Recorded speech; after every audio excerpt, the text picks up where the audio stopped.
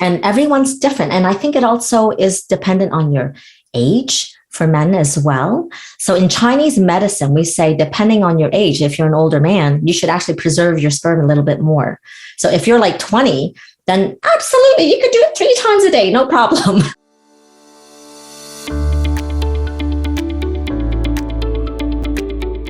Okay, today we're going to talk about the baby dance. And, to get into specifics, people are always asking, I don't know if you get this, Dr. Tanya, but they'll say, oh gosh, like how much sex should I have?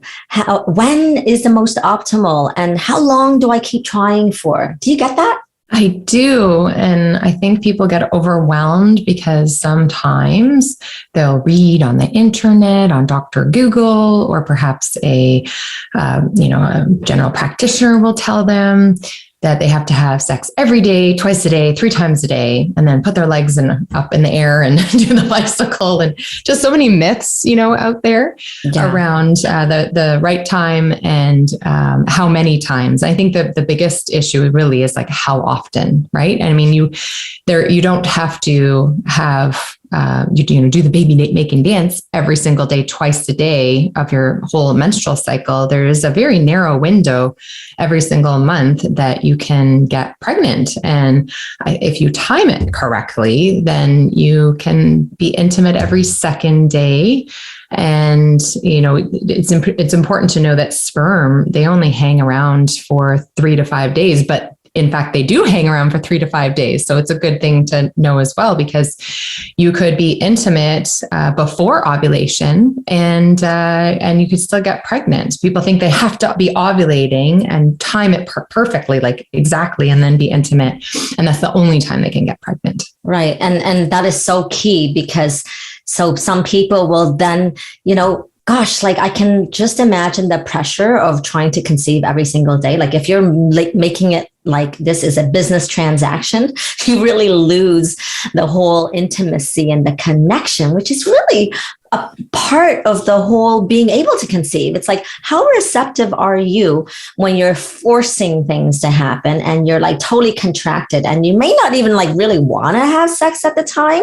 So, and not only that, I don't know if you get this, but I'll have, in fact, a couple of weeks ago, I had a patient say, oh my gosh, like I had the prime time. I was ovulating. I had cervical mucus, but my husband, he was tired. He was engaging in so much sport that he came home really tired. And I was so mad about it. And he wasn't able to really perform. Right. Yeah. So it's like, let's try to make this lighter so that it's not going to become like a real big job to try to conceive. Thoughts? 100%. Yeah, no, I totally agree. And I've had patients, and honestly, even in my own relationship, I remember the pressure. And it's hard because men feel like they have to, perform. And, it's a lot of pressure if you're keeping it into that narrow window. So it's actually really important just to be intimate outside of trying in order to maintain that connection. If it just becomes around making a baby, you can definitely lose that intimacy. So it's helpful actually to kind of outside of the time of baby making, be intimate and focus on your 5 senses and be present rather than just thinking about the outcome of having a baby in hands. Why don't you explain why it's important? Because of course, when you're trying to conceive, that's all you can, spend your energy on. So thinking about having sex outside that window could be tough. Yeah, it's important because you guys will be making a baby together and you want to maintain your connection to help have a better pregnancy, feel like you're supported, and so that your husband also feels like he can support you through your pregnancy and when you have your baby in hands. If you lose that connection, then it can only go south. That's really amazing that you just said that, because I actually remember some of the patients telling me about their husbands feeling used. I've always associated with like the women feel used. It's like, oh my gosh, he wants sex all the time. But then in truth, like when it comes to baby making, you hear the opposite. At least I hear the opposite. And certainly I loved how you're so open and honest, and I'll be open and honest, because when we were trying, there was certainly performance anxiety. Yes, you can. I mean, men can develop erectile dysfunction. I actually had a patient who the husband was so pressured and stressed that on the way to bringing a sperm sample for an intrauterine insemination, because you have to bring the sperm, or the man can go to the fertility clinic and present with, or perform and give a fertility, like a sperm sample. So anyway, she was driving to the clinic with the sperm in a cup under her arms to keep it warm, but it was contaminated with urine because he was so stressed about giving the semen in a sample that he peed into the cup too. And she was crying, and she said that the fertility clinic said, don't worry about it. There's still 1 million sperm. And she's like, oh, but the cutoff is 20 million. Anyway, so I was like, okay, there's more than one chance. There's more than one opportunity. You can go 2 days in a row to give that sample. So, it goes even through it's not just about trying, naturally, even if you're in the fertility clinic world, it can be high pressure. So that's another reason. So to avoid disconnection, erectile dysfunction from your partner, but also you want to be relaxed and receptive and enjoy the memory of making a baby. And if you can achieve an orgasm, and because it's more than just, like being tired and bedraggled and, just frustrated by the whole thing and trying to make a baby. And perhaps you do make a baby in that situation, but do you really want that memory? It's so important to listen to your body. And our body actually mid-cycle or around ovulation, we have a natural testosterone peak, which drives our libido, our sex drive up. So instincts innately we're wired to actually want to make a baby. If we are super high stress and our cortisol hormone, our stress hormone's high, it will suppress that libido. We won't feel like we want to be intimate. If we take the pressure off, it's a lot easier to actually want to be intimate. So it's important also for that reason. And then, since you're adding the testosterone in the equation, now let's talk about the love hormone as well, because the oxytocin can get stimulated once you're in that mode. And when you connect, when that love hormone gets released, then you know what? When you have intercourse and it actually propels the sperm to go up. It's like crazy how our bodies function. And, we become so clinical, but yet at the same time, our bodies just knows what to do. Like when we release that love hormone, it literally helps the sperm swim up. So it's like, let's not focus on the actual baby making, and let's focus on just loving each other. Funny story. I was on an airplane once, and I was watching a documentary. You're talking about the propelling of the sperm up.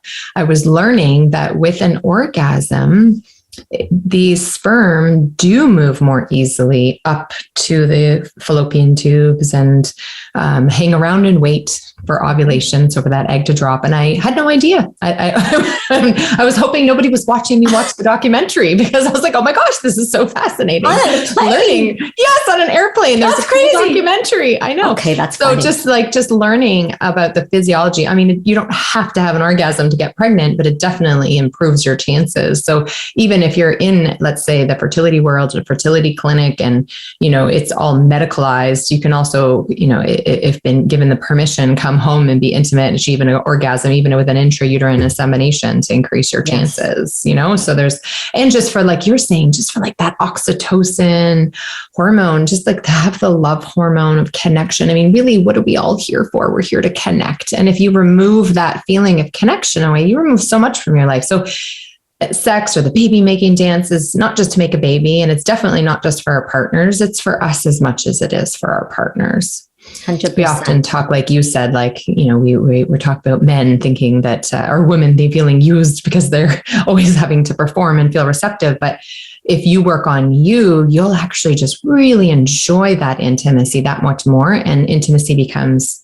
a really big role in your life as much as your partner's. So just listening to your body to know when to be intimate. And then let's talk about the physiology, but you have something, I'm sure, to add to that.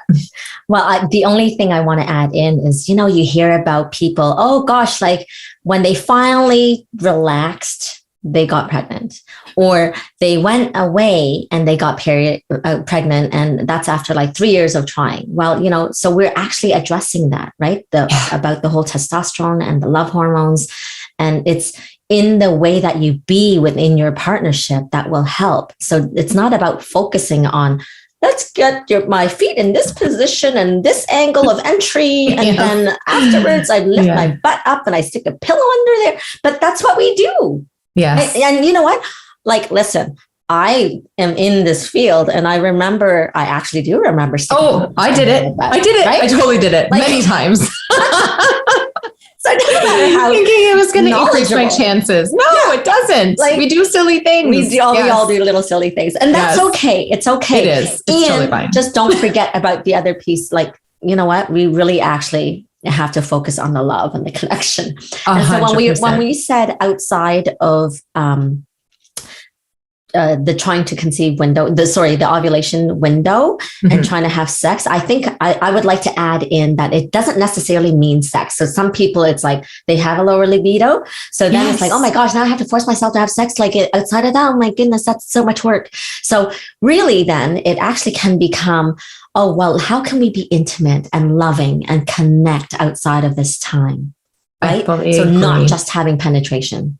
Yes, it could just be wrapped up in each other's embrace and, on the couch, having tea time, or, falling asleep in each other's arms, or holding each other's hands and staring into each other's eyes. And some people are uncomfortable with that. It adds a huge level of intimacy, or just all the things leading up to penetration, but just recognizing you don't have to have that at all to be intimate and to feel good and connected. I agree. Absolutely.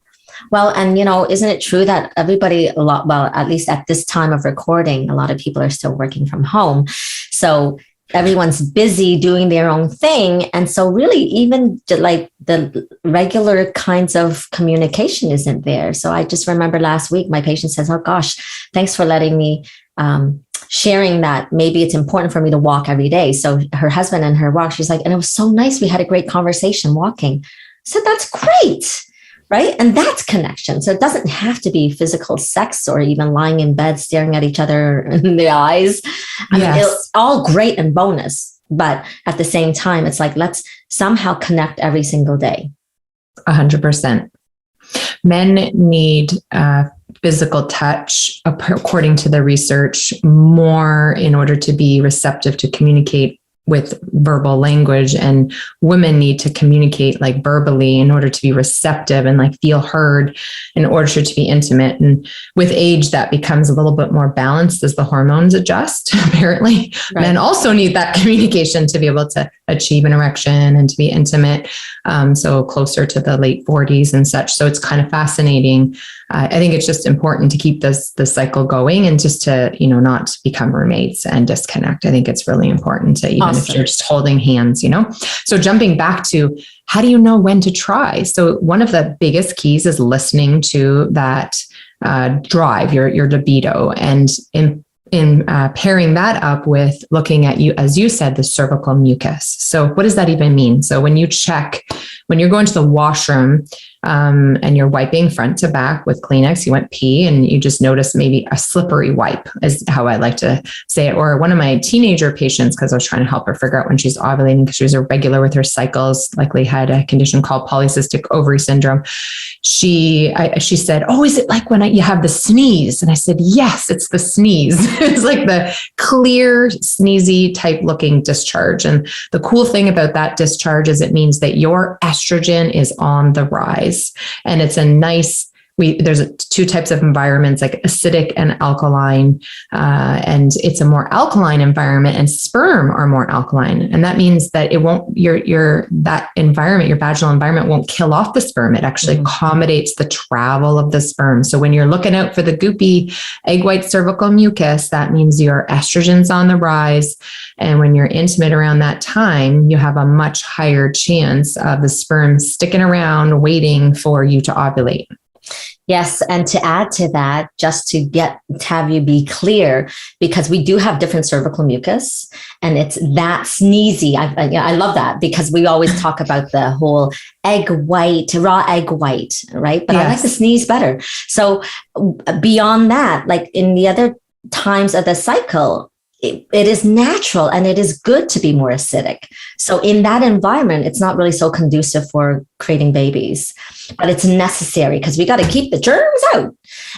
But it's only in that fertile window that it's sperm friendly, right? Correct. So we just want to maximize the chances there. So back to, how much, because you mentioned when a person does an IUI, intrauterine insemination, it's like, and I don't know if you get this question, but certainly they'll say, oh, could we have sex before I do my IUI? Like, what if this lowers my sperm count? And I don't know if you know this or if you use this, but there's research to show, there's one research that I know for sure that when they tested men 4 days in a row for their sperm sample, so what they found was their sperm count actually decreased over the 4 days. But what they found was that, interestingly, the percentage of good sperm actually increased over the 4 days. Oh, fascinating. I did not read that study. Yeah. But you know what? Every man is different because I've also seen where, some of the clinics still actually say, let's do 3 IUIs back to back, right? Wow. So they'll do like 3 days in a row or 2 days in a row. Most clinics now do 1, but there's some that will do like even 2 or maybe even 3. And I have seen it where the men's sperm count actually increased in the second day. So we can't just base it on one study. Right? Right. And everyone's different. And I think it also is dependent on your age for men as well. So in Chinese medicine, we say, depending on your age, if you're an older man, you should actually preserve your sperm a little bit more. So if you're like 20, then absolutely, you could do it 3 times a day, no problem. But for an older man, like if you're 45 or 50, then we might want a little bit more conservative amounts of sex. And in Chinese medicine, we actually say that it hinders or it depletes your Jing essence.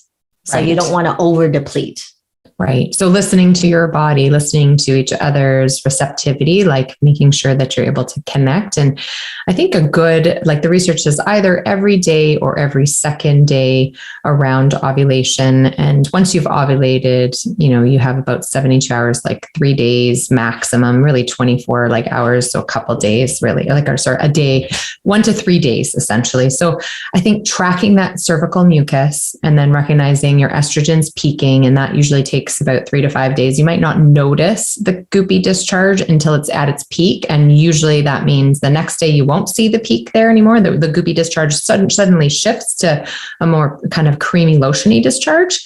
That's usually when you're ovulating. So if that peak discharge is the optimal time, and combine that with listening to your body. And if you're doing an OPK, which is like a ovulation predictor kit, you can also pair it up with that. And we'll talk about that in another episode and all the ins and outs on that. So check that one out. We'll be releasing that soon. So I think that it's really important just to listen to your body, look at the discharge, and then if you're actually doing an IUI, you could still be intimate, but you do want to make sure that you communicate with the fertility clinic, because if for some reason an IUI turns into an IVF and there's you're overstimulated or something, you might want to be careful, right? Right. And again, another topic, because we can just go on and on. There's just so much out of this. So stay tuned, because next time we're going to talk about the 2-week wait, because you know what? You have sex and then it's a 2-week wait. And we want to cover the ins and outs of that, because that can get very challenging. So stay tuned and we'll see you real soon.